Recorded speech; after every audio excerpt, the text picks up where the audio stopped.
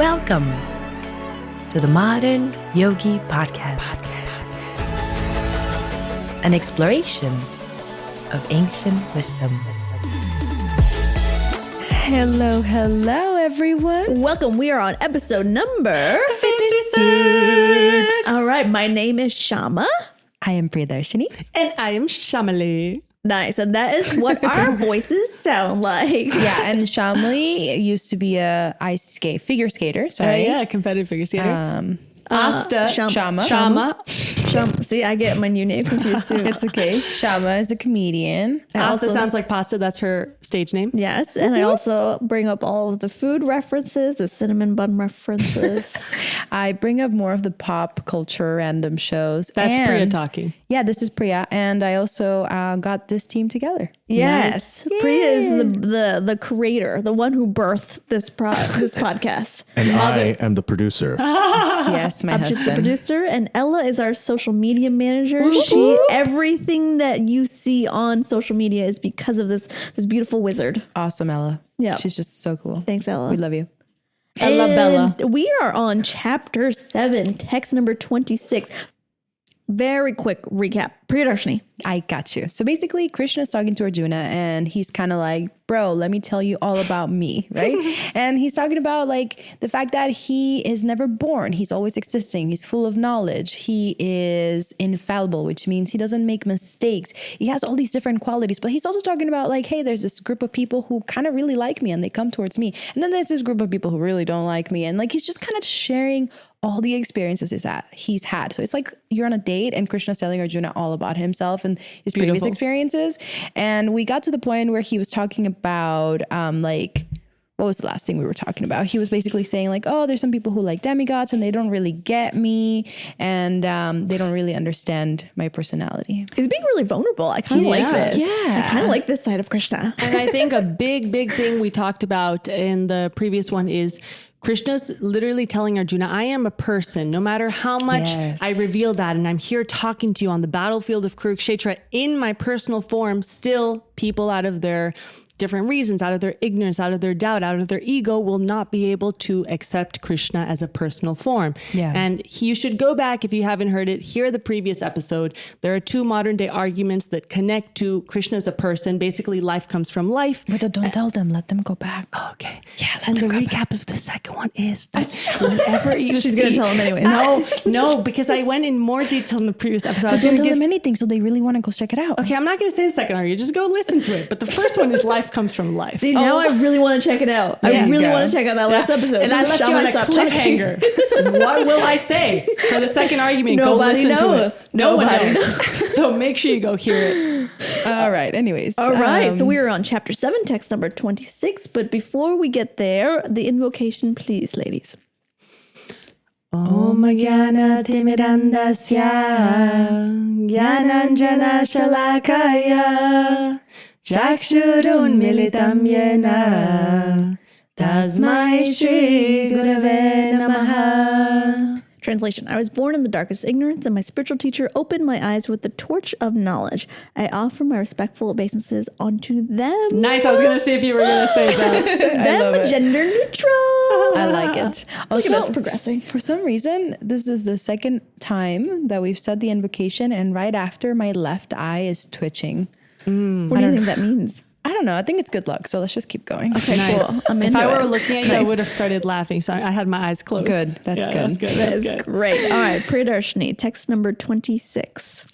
O Arjuna, as the Supreme Personality of Godhead, Spog, I know everything that has happened in the past, all that is happening in the present, and all things that are yet to come. I also know all living entities, but me, no one knows.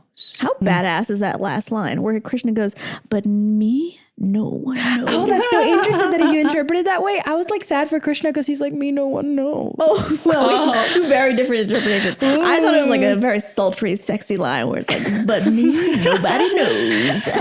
That's cool. I like your interpretation. I was feeling sad. Now I'm like, that's funny. No, right? Well, but this is such a cool superpower, right? So Krishna's essentially saying, hey, as God, I know everything that has happened before, what is happening right now, and everything that's happening in the future. Could you imagine how crazy that superpower is? That's, I mean, honestly, I think part of the reason why I am speculating a little, but part of the reason why we don't remember our past lives and we don't remember, because we understand that, you know, we've been in the cycle of birth and death for who knows how many lifetimes, right? Time. But the reason we don't remember is because we would kind of go crazy with all the information, all the lives, or all the loved ones, all the loss, all the suffering, like all the things. As someone who loves Vedic astrology, I go crazy just speculating about my past life. You know what I mean? And it's not beneficial anyway, right? We're here, we have this life to grow, to evolve, to connect to our source. So we're going to kind of subconsciously remember what we need to help us on our path, you know? Yeah, the personality that you have is everything that you need to keep moving forward in your path, right? Exactly. This is kind of a prerequisite for being God, though. Like, God would know the future. God would know the past, right? Like, Exactly. Yeah, because here they're saying if he really were just like us in his personal form, then he would forget his past lives. His body would decay. He wouldn't know the past, present, or future. He would forget to eat breakfast. He would just do things that we do because we're silly, silly humans. But he's not a silly, silly human. He's not a silly, silly human at all. Right. Yeah, but it is a good prerequisite for God being God is to know everything that happened before and have the memory to remember all of that stuff and know everything that's happening in the future. He also says what I really like. He says, I also know all living entities. Because he's in every situated in every living being's heart as the super soul. Yeah, that's really beautiful. Have you guys ever watched that documentary called Planet Earth before? I've seen little snippets because Abhijit really likes it. Abhijit, are you into it? Love it. It's so interesting. Okay, so what do you love about it? Okay, so literally, like, I was watching this like episode about migration, right? And the migration patterns of Abhijit's shaking his head. Yeah, I know. I'm super into migration patterns too, right? Super hot. Okay, fascinating connection you guys have know, right? And so they were talking about the migration patterns of like different species, right? So one was like birds that go south for the winter. There are some turtles that go and like lay their eggs on the sand and whatnot, right? But like every single species has their process, you know? Right. And like I feel like Krishna like knows where everyone needs to go and they know what they need to do, and there's so many random creatures that live on this earth, like some like weird looking ones. And I'm like, Krishna made that. Like he was like giggling while he made that creature, but you know what I mean? Like he made every single creature. And that's beautiful. That's such a beautiful thing. Right. You know, I like connecting what you said, that every creature has its process. You can connect it to, in the previous episode, we talked about the different stages that you can come to know God in a personal way. At first, you might see him as the source, then the essence, then the controller, and then the person. But if it's difficult for you to get to that topmost intimate level, and for all of us, the path goes so deep, but if it's hard, know that it takes time. When a flower is trying to bloom, it doesn't rush its process. So it takes time to go deeper and deeper to develop pure love of God. That's a difficult, high level thing. So not to rush it. It's something that we need to work on ourselves, cleanse our internals, develop the right mood. And all of that takes lifetimes. So if you're even listening to this podcast, you've done something amazing. And so Krishna even knows where we are in our own process too. yeah. You know what I mean? Like he knows exactly who's listening to the podcast and who gave up after a couple episodes and like, you know, we need to get them back. But like he knows everyone's process. He knows everyone, even if they're not even a devotee, you know, he knows every single person And I out think there. that's a really cool thing about knowing the future and the present and the past and everything also, because he knows everything and he can handle everything. And he has, I mean, all these amazing qualities, right? All the qualities technically. And but why I this is another thought process of mine. The reason I think we cannot know the future fully and we cannot, you know, is because if we did know the future, how would that affect our free will? Right. And how, you know, like we need to have that free will to be able to. And that's also why, even though Krishna knows everything, he doesn't interfere unless you seek out his connection, right? Exactly. Which is like he's waiting for you to like reach out a hand, and then he's like, okay, now I'll intervene because you want me to intervene, but otherwise I'm going to let you do you. And I know that at some point you'll find me, but I can't really get involved. I'm just, you know? Exactly. Because in this test of life, it's like we can't have the cheat sheet to like, we can't reach up our hand for God just because we know it's the quote unquote right thing to do. And we know that, oh, this path will lead this way, that path. We have to actually deeply feel it. It's a a feeling of love that we have to cultivate. It's not just, okay, if you foresaw the future, it wouldn't count. You would take it for granted. And I can give you a very silly example. Have you ever played The Sims? Yes. I used to play The Sims all the time. Okay, so cool. explain what it is. So The Sims is basically, it comes from the word simulation, and it's the idea that you create a little character and you get to It's a video live- game, right? Yeah, it's a video game where you get to create like the ideal life you want or whatever life you want. And they have like, they need food. It's kind of like a little human, right? Yeah. And then they can have children and they can have jobs and all these things. So right? every day after school, I would go on my computer and play Sims and like make them have little families and whatnot and like that. put little gardens. But That's so funny. I played all the time. So there's cheat sheets for that game. And there's ideally, like most people when they play The Sims, it's probably because we wanted an ideal life that we didn't have at that age. And we're just like, dream of all this. We wanted ideal childhoods. I think so. Yeah, I think that was our therapy. So, and even not just creating ideas that are wonderful and about lives that are unique, whatever. But basically, for everything, you need money. Just like in this material world, in the Sims world, you need money. And so it's like you have to work for the money and then you have to like get promoted. It's really like life. It's like life, yeah. And it's so hard. And so I learned the cheat code and then I would make myself a millionaire. But then after I did it, I'd be like, oh, now what? Yeah.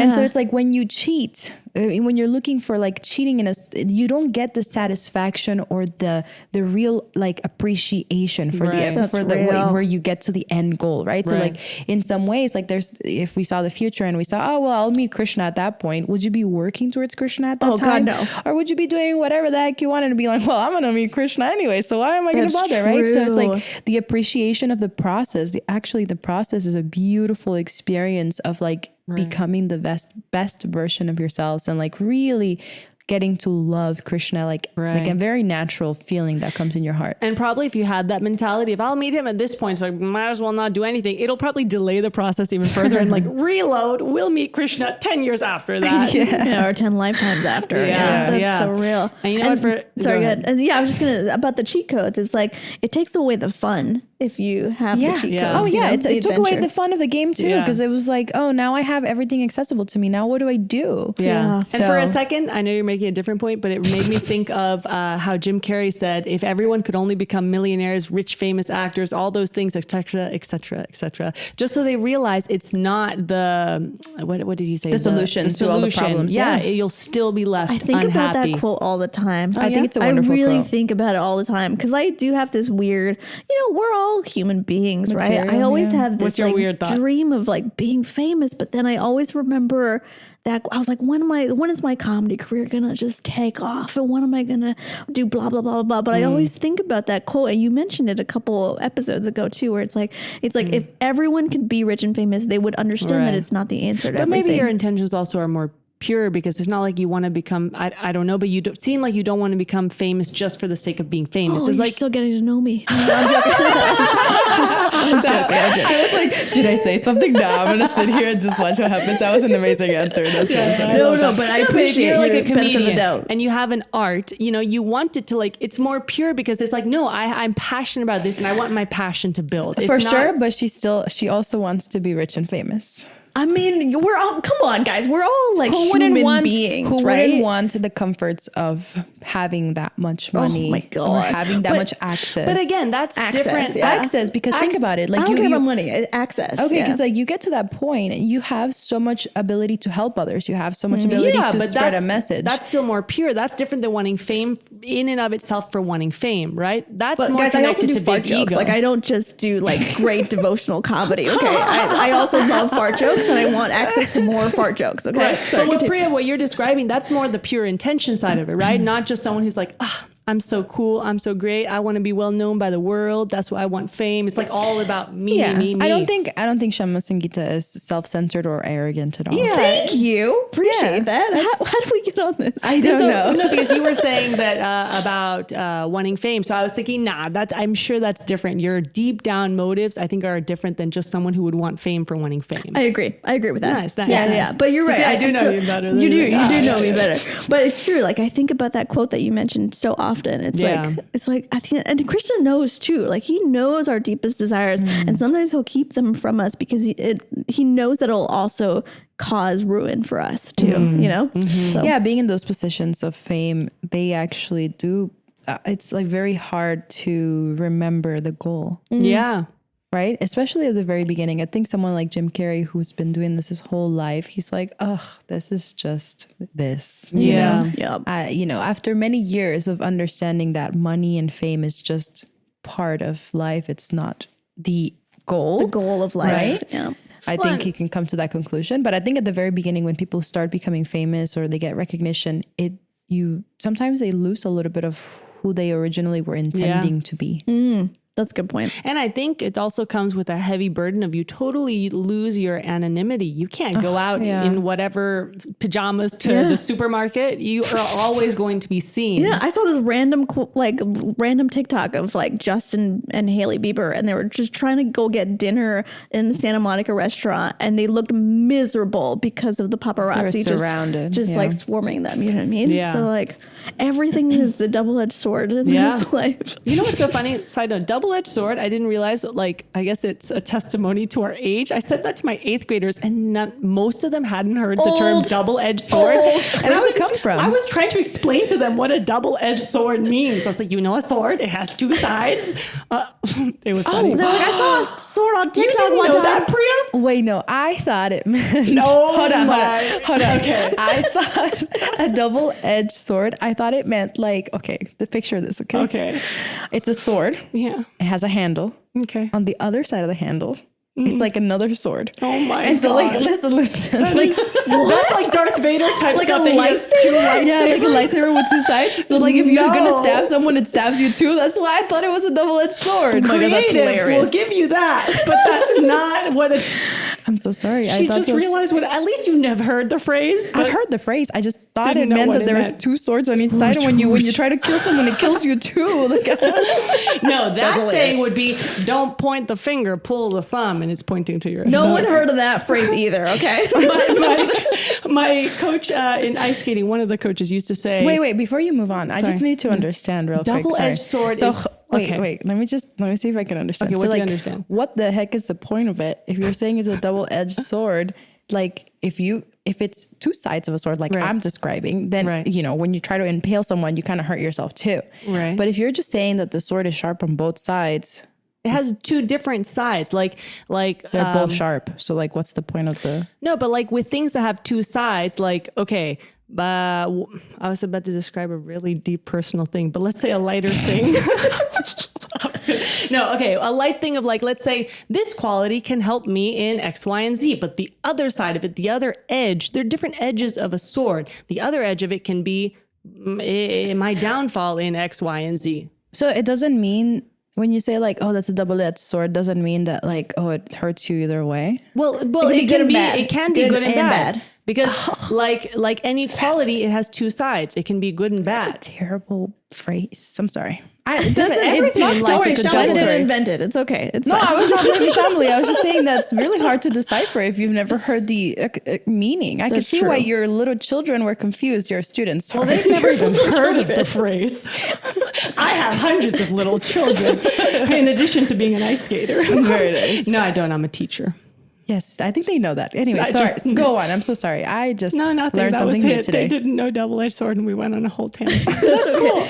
Wait. So we talked about what Krishna's talking about in this verse is that What he is knows this podcast even about? the past, the present, and the future. Yes. He knows everybody, all living entities. And then he says, but me, no one knows. Okay. Yes, we were at like, they interpreted it in different ways, like Priya thinking, oh, poor Krishna, no one understands him. And Shama like, whoa, what a badass statement. What a mysterious, badass statement. Yeah. Okay, I think he is sad, but maybe not. You think Krishna's sad? Okay, well, listen, Krishna's like sad. Krishna's I want to hear why. Krishna's equipoise, so like he's not gonna be like sad, but like he could be sad. And the reason I think he might be sad is because he wants us to know him. He wants us to love him. So if no one knows him, how can they love him? But he wants us to love him for our sake, because they say Krishna's self-satisfied. He doesn't need anything that's outside of himself. Yeah, but he's saying no one knows me, and to know someone is to love someone. You said that, Shama. Yeah. Right. But that's for our benefit, because when we're connected to our source, we'll be happier. So he's sad in a way for us, not because what a miserable life Krishna has. Yeah. Krishna's not miserable. He just like misses us a little. So you think he's like on the couch somewhere, like crying that we don't know him? No, I think in the battlefield, he's kind of like, no one knows me. But you know what? In one of the texts, there's a beautiful story of this devotee who, after a long journey, finally makes it back to the spiritual world, to heaven, whatever you want to call it. And when he wakes up, like, okay, where am I? Krishna's there and embraces him in the biggest hug. And he's like, I've missed you so, so much. So Shaman, when you were saying, does he sit on a couch and cry about us? No. I think he goes about his day. But when when we finally get up there, he is so happy to see us. And there's so many stories of these loving interactions between Krishna and his devotee. So in a way, yes, he's deeply missing us. Okay, I'm going to bring it back to something we've said like many episodes ago. Yes. It's like a parent. It's like a parent when their kids goes to college or like moves on with their lives. When they visit them, they're like, oh my gosh, I'm so happy you're here. But when they're not there, they're fine. They're like, the parent is living their lives. They're doing their everyday life, but they're so happy to see their kid come back to them. So maybe like that? I like that. But okay, so my interpretation of me, no one knows, is like Krishna knows he's a badass, you know? Like he knows that he's in charge of everything. He knows he controls everything and everybody.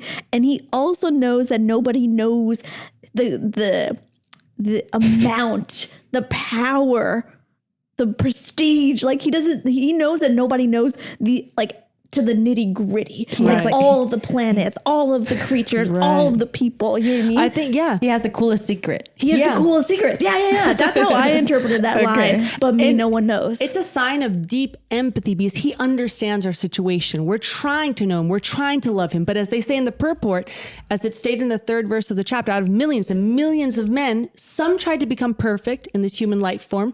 And even then, out of thousands and thousands of such perfect men, quote unquote, hardly one can understand what Lord Krishna really is. So it sounds like Shamla, you're coming from a place of you think Krishna has empathy for us. No. I think in addition to, I think both of you are different sides to the same coin. I think it can be interpreted in both of those ways. I was just trying to like add, because I think her thing was more not necessarily about empathy and compassion from Krishna. She was just saying Krishna just like knows what's up. He knows he has the secret. Exactly. He's very like mysterious and cool. And then like my perspective is like, oh, Krishna's like, oh dang, no one knows me. Like, and that's too. And I think what you're adding to mine is that it's like coming from compassion of like, I wish they did know because of all the wonderful benefits they could have to us. One element of it. I think that's the cool thing about Krishna. He is, you know how they say beauty is in the eye of the beholder. Yeah. All of these things we're saying, I think can simultaneously be true. Yeah, for sure. So cool. We won't know until we meet him. There's one last very beautiful thing in the purport. Krishna, they say, is like the sun. I was about to say that. Nice. Very nice. And Maya is like a cloud. Maya is the illusory energy that covers. Krishna's just friend who's trying to protect him from us, like just trying to get at him because we want material stuff instead of really to get to know him. Right. So basically in the material world, like we can see there's a sun, and we can see also there's clouds and different planets, and the clouds cover all of the sky temporarily, but the covering is only apparent to our limited vision. So the sun, moon, and stars, they're still there. They're not actually covered. So similarly, Maya can't actually cover the Supreme Lord, but it's his internal potency that we've talked about, that he's not manifest to the less intelligent class the of dummies. Sure. But you know what? Krishna said it, not me. No, I'm joking. All of us, we were bewildered at some point before, like, let's say in a math class, we're all confused at one point before we learn. In a language class, we're all confused until we learn. So we're all ignorant to Krishna until we learn about him. So anyway, I liked that. He's always really there. Beautiful. Basically, Krishna's always there, but sometimes we can't see him because we don't have the perception to be able to see him. Yeah. Love that. All right. Shama. Chapter 7, text number 27. 27. Oh, I was hoping I didn't get that one because I don't know how to pronounce that word. Scion. I knew you were going to. I was looking at that one waiting for it. Okay, text number 27. O Scion of Bharata. Someone Google that. Okay. You're doing great. O conqueror of the foe, all living entities are born into delusion, bewildered by dualities arisen from desire and hate. Woo. Ooh, very cool. Big Makes sense. Okay, let's go. So what's a scion? Anybody know? I did Google it this morning. It was someone in a familial lineage, particularly from a prestigious family line. Okay. Yeah? So Okay. I'm pretty sure, if my memory didn't fail me. I did. So look someone it up. related to the guy named Bharata. Yeah, Scion is like, exactly, because we're talking about these like very descendant. prestigious Oh, families. A descendant. descendant. So descendant of Bharata. Exactly. go. And these were very prestigious families. They were families that governed the earth at that time. Yeah. So descendant of Bharata. And another nickname, I wish you called me this more, Conqueror of the Foe, right? So these are really beautiful nicknames for Arjuna. So, conqueror of the foe, meaning like of the... who conquers the enemy. Oh, yeah. Nice. And then so Krishna goes, all living entities are born into delusion. Fair. Bewildered by dualities arisen from desire and hate. So we've talked a lot about desire, right? Oh, I was going to go to the line right before just and say go crazy. all living entities are born into delusion. So like, is that being like literally said? Like, it's like, okay, like babies are born and they're like, "Wah, I don't know what's happening. Wah." Like, are we talking kind about? of. Yeah, like because- metaphorically and figuratively. Yeah, literally. You know what? They kind of say like when you're in the womb, you remember Krishna, you remember our predicament, past lives. But when we're born, that's such a painful experience that you kind of like, it's all forget. It erased. starts forgetting. Your forget memory's everything. But erased. it's not all the way forgotten because I know that until age 5, like you're considered like not even accruing karma. Yeah. So like you don't get any bad karma or good karma until you are age 5. And they say a lot of children before the age of 5, and this is not Bhagavad Gita, they say a lot of children before age of 5 still remember their past lives. Oh, That's yeah. true. That's like true. all of that. So I mean, there's so many actual scientific studies out there that are starting to research past lives and how children specifically remember those past lives. yeah. And then Wild. there's like researchers who actually like a child will say like who they were, where they were from, and they'll go back to that time in history and they'll look for that person. All the details will be correct. Like actually, cool. I'm going to look at, there's a book that next episode I'll bring up, but there's a book of like hundreds of, a whole compilation of children who had these experiences of past lives. There's not even just books. There's like BuzzFeed articles about people. There's like TikTok. There's TikTok. Let's break it down for the people, okay? Let's give them access to the resources that are available. So I love that line. Not only books, but there's even BuzzFeed about it. Forget the books. articles. Trash. Yo, Unreliable so sources. there's some BuzzFeed articles where parents actually talk about what their crazy kids have said to them, and there's like their kid was like, "I was born in Canterbury Street and I died in that fire in that castle," and that voice, Well- yeah. Could you imagine how creepy that kid was?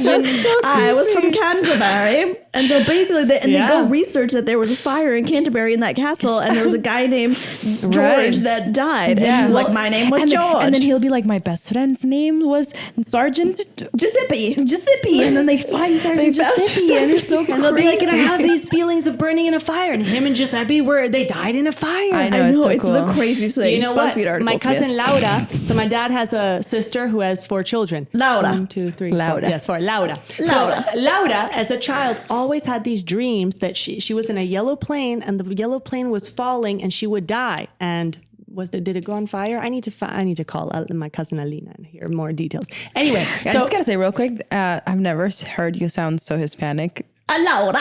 Elena. mi prima Laura, mi tia Alina. Yes. No, but I'm just saying while Yes, speaking yes. English, it was just kind of funny. Go. Yes, because those names, yes, I'll So say she them. talked about a yellow plane. Yellow plane, crashing, burning. And she had these recurring nightmares. And you know what? She didn't know at the time, but later on, her mom, my aunt, told her, Alina told her that who was it? Her grandfather died in one of the big wars, and his plane was this small yellow plane that Laura kept having in her dreams. And Laura didn't know that at the time. Laura. That's crazy. Yeah, That's wild. It's very wild. And you Laura know, might have been Laudo in her past life. who knows? And I think something runs in the family because her brother Neil, my other cousin, he used to have kind of like these dreams of these premonitions of something that was premonition, right? No, foreseeing kind of like events that were about to happen. And he predicted like one of the big tsunamis that was about to happen before it did. He had these nightmares about it happening. I've had some experiences in the past. So at that time, then Alina called up her brother, my dad, saying like,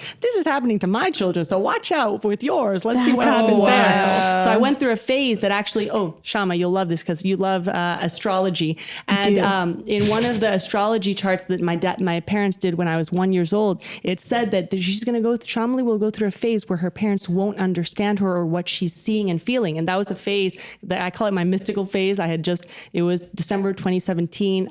Without going into the tangent, I did start experiencing things and my parents didn't know what I was talking about. What do you mean? When you started experiencing things? Rabbits out of hats. What happened? Hey, you know what? Actually, we can talk about this on another chapter because there is like the ability there's so many abilities you can gain in this material world that are like seeing things, levitating, like all these things that you think are like fake. Those things actually are acquirable. But don't you want to know what Shamali's magician? No, but you know what? This will be like, just like we wanted to hook them for the past episode, this might hook them for the future. Okay, fine. I love that. Pay attention. Look to at see.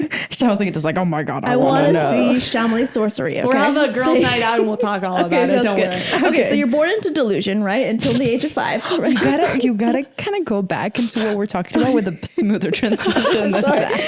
She loves calling people bewildered, deluded, and minute intelligence. They are dumb. So basically, wait, Priya, what you were saying was that children up until 5 years old don't accrue any karma, which I found very fascinating. Yeah, it's very super cool. So you could do whatever you want up until the age of 5. I mean, and no, not I don't think get any bad karma. I don't think that is that. No, that's how it works. You're a little pyromaniac. I'm just saying. Okay, Where are we in the purport? I'm lost. You're right. Let's recap here. We were just talking about the line where it says, all living entities are born into delusion. And we were talking about how essentially from birth to very young, pretty much until 5, you're considered to be really Pious. Yeah. And kind of and also karma free. Well, this all started because I was saying my interpretation of delusion is like when you're born. Finish the sentence. No, it wasn't your fault. It was this one. This one was mine. That's Shama Sangita speaking, not Shamali, who you might think are the same person. We're not. Go ahead. Oh my God. No. It's just we're all living entities born into delusion because we are born into not really knowing what our purpose is, understanding our what's going on, goal of life, what's happening, right? I mean, when you're young, you really don't understand. And as you get older, you start to kind of ask all these questions. And then you get to the point where you're listening to this podcast, right? But as the perfection of life, you hear Modern Yogi podcast. Wait, but can we go on to the next one? Are you ready for the next one? If Shamali, you want to add something to this? No, I just played off of what you said. Oh, okay. So sorry the perfection about that. of your life. So we're born into delusion and we're bewildered by dualities arisen from 2 things. So what is confusing to us as soon as we're born are 2 main things that Krishna's talking about here: desire and hate. So desire I can understand as a child, right? Like you want milk, you want sustenance, you want someone to change you, feed you, got it. Burp Even you. if it's not child, it's like adults. Like I want to be famous, or I want I want food, I want cinnamon rolls, I want whatever it might be. accolades, everything, Clothes, right? Well, we've whatever. talked about this ages ago where we talked about in different words, attachment and aversion. And we talked about wanting to be equal-minded in that equilibrium state of mind, because really wanting something is not great, but also really hating something or being averse to it is kind of like that story I might have mentioned ages ago of the 2 monks who were kind of like in the ashram of the learning phase of life, and they were in front of a river, and a woman was trying to cross and it was like very high tide currents, whatever. So one of them picked her up, carried her over the river, dropped her off on the other side, and the 2 boys kept walking, and they finally got miles away to their ashram, and the other one that didn't pick up the woman turned around and said, "I can't believe you touched a woman." And the other one turns to him and says, "Oh, because they're supposed to be celibate and they're also supposed to be like, in that stage of life, they're kind of like, they're supposed to be focusing everything onto just learning. It's the student phase of life. So the other one said that, and then the one that picked the woman up turned to him and said, "Well, I left the woman ages ago at the other side of the river while you carried her in your mind this entire time." So our thoughts really affect us. So if you really like hate something, that's a different side of attachment, because they're both the sides of the dual sides of attachment, aversion, desire, hate. We want to be in the middle, equipoise with a equal mindset. I thought this meant, and so that's really good. I understand what you're trying to say as a practical takeaway for like what we want to do in our lives. When I was reading this text, I thought it meant like people come into this material world either desiring to be God or kind of hating God for. Well, I think that's an example of it, is right? I was wondering like where I think that's what that part meaning of the it, right? Because same like thing. the lesson can be, of course, to not be on either side of the spectrum and have such strong, Well, the emotions. purport adds a few examples because it says such deluded persons symptomatically dwell in dualities. Everything in this world is a duality. Dishonor and honor, misery and happiness, woman and man, good and bad, pleasure and pain, etc. This way of thinking. This is my wife, my house, my wife. I'm the master of this house. I'm the husband of this wife. These are all the dualities of delusion because we get so attached. This doesn't mean that, in this life, this is your house. This is your husband or wife or whatever, but these aren't our eternal positions. So, gotcha. So that's delusion is when you think of these temporary dualities as your end all be all, and they bewilder you when you allow them to bewilder you. Like it's like, I don't know if I should say this, but okay, I'm gonna say it anyways. Women should just be women and men should just be men. Like when you're so caught up in that duality that there's hate and and all of this versus just being like, we're souls. Right. Or like when you're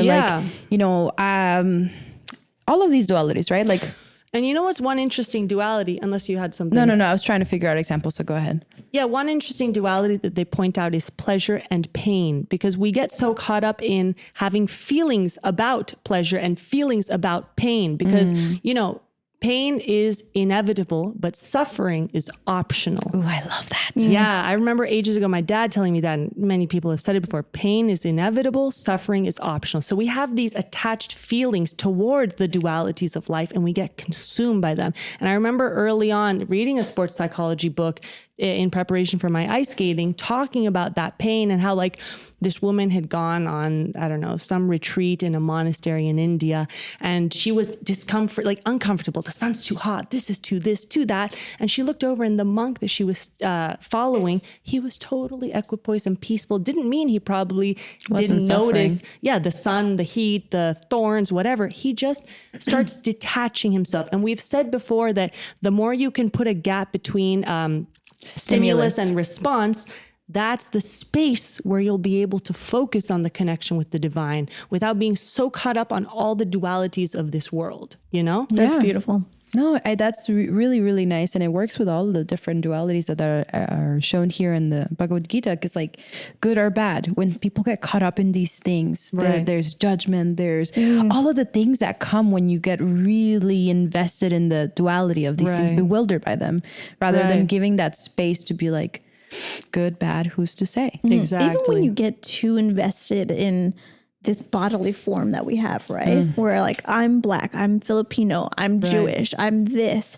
That can also cause so much hate for someone else that doesn't look like you, right? And I feel like because of just the world that we live in, whether it's Kali or whether it's capitalism, it's like people make money off of this hate that and conjuring this hate. There's this documentary that I was watching just on like the nature of Facebook and Instagram and how the platform actually serves up things that you already believe in, right? So if you're a Republican, it'll show you things that are more Republican and more left-centered and actually conjure up this feeling of disdain towards anything else that is not what you believe in. And that's like with Google searches or anything. The search engine tries to allow you to tap into more and more. It's like self-fulfilling, self-serving bias or something like that. Yeah. And so we get into this like this clickbait and like people make money off of us hating on people because of their physical form or their identity or what ideology they believe in. Differences in general. And essentially these are things that more and more control us and trap us. Because it says when one is deluded into separation from this pure knowledge, because here's pure knowledge and then way below that is all the dualities that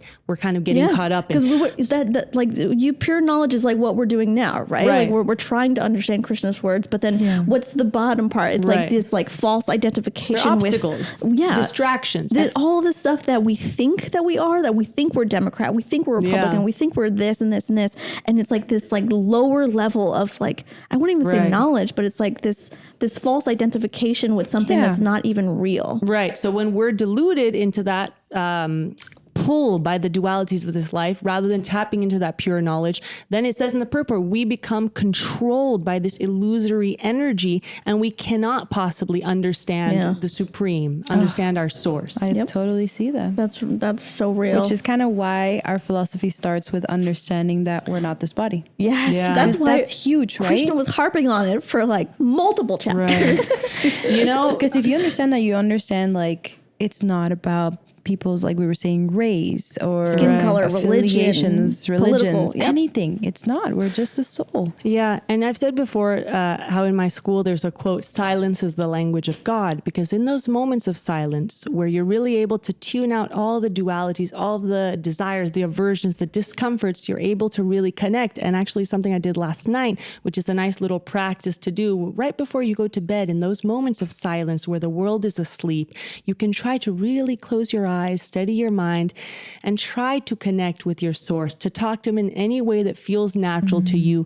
And maybe over time you start feeling a little bit of a presence, a little bit of a reciprocation, which is totally real. And when you feel it, it's so magical. Oh, I love that. I want to do that tonight.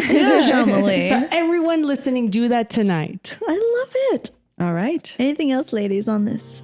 All right. We will be back next episode with chapter 7, text number 28. Thank you for listening. Thank you. See you next time. Bye.